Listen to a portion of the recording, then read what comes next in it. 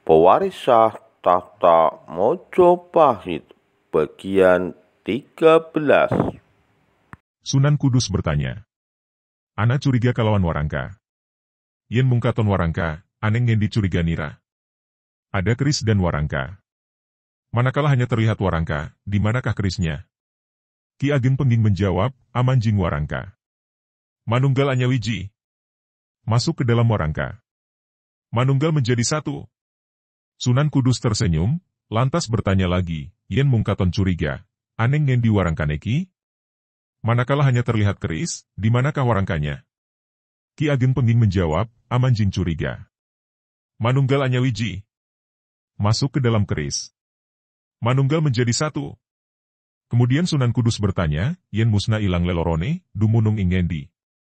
Manakala hilang musna keduanya, berada di manakah? Ki Ageng Pengging menjawab, dumunung aneng urip. Berada di dalam hidup. Sunan Kudus tertawa. Lantas dia bertanya lagi. Ana ing ngendi dununging urip? Di manakah tempat kediaman hidup? Ki Ageng pun menjawab, ana ing galihing kangkung, ana ing gigiring punglu, ana ing susuhing angin, ana ing wekasaning langit. Berada di inti tumbuhan kangkung, berada di sudut pelor, berada di kediaman angin, berada di akhir langit. Tumbuhan kangkung berlobang di bagian tengahnya, lantas di manakah intinya tumbuhan kangkung? Pelor atau mimis zaman dulu, berbentuk bulat, lantas di manakah sudutnya? Angin senantiasa bergerak, lantas di manakah kediamannya? Langit tanpa batasan, lantas di manakah akhir langit?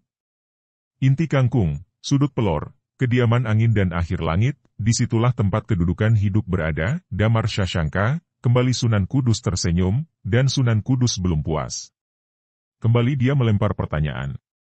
Yen ilang alip, lebur marang lam awal lan lam akhir. Ilang lam awal lan lam akhir, lebur marang ha. Yen lebur ha, dumunung aneng ngendi? Jika hilang huruf alif, maka lebur ke dalam lam awal dan lam akhir. Jika hilang lam awal dan lam akhir, lebur ke dalam ha.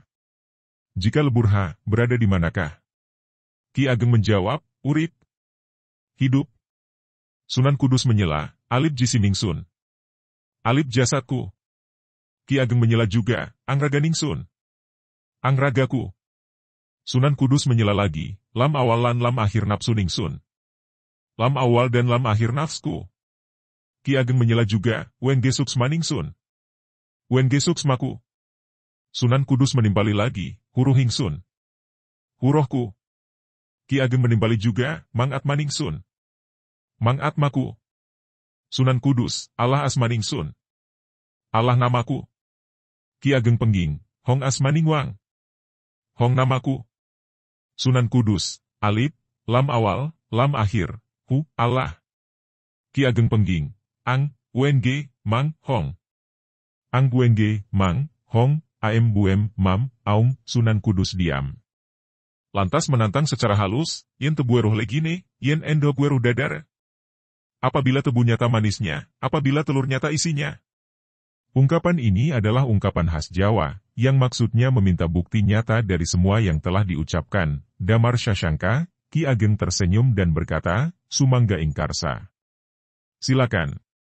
Ki Ageng Pengging lantas bersendekap dan meminta Sunan Kudus memperhatikan titik di antara kedua alis mata beliau.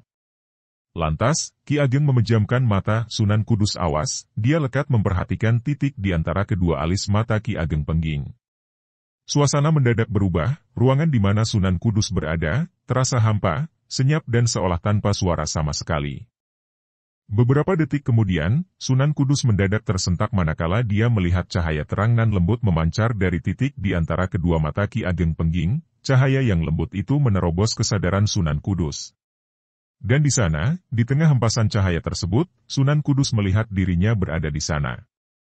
Sejenak kemudian berubah menjadi wujud Ki Ageng Pengging, lantas berubah lagi menjadi wujudnya. Sunan Kudus menutup mata, namun penampakan itu menembus kelopak matanya yang terpejam. Sunan Kudus lantas berkata, aku percaya nak Mas Pengging, sudah cukup.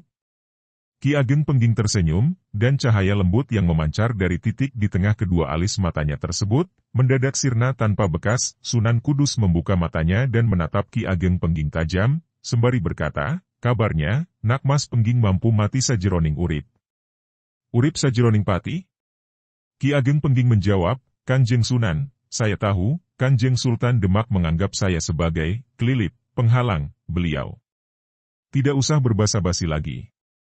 Saya siap mati sekarang. Saya bisa mengakhiri kehidupanku saat ini juga. Tapi, kalau saya melakukannya, sama saja dengan bunuh diri. Bunuh diri dalam keyakinan Syiah maupun Islam adalah hal yang tercela. Untuk itu, jadilah perantara kematianku. Sunan Kudus terdiam, cabutlah keris Kanjeng, lanjut Ki Ageng Pengging, tusukan siku kananku ini. Di saat ujung keris Kanjeng menancap di sikuku ini, saat itulah, aku akan melepaskan suksma dan atmaku dari jasadku. Silakan.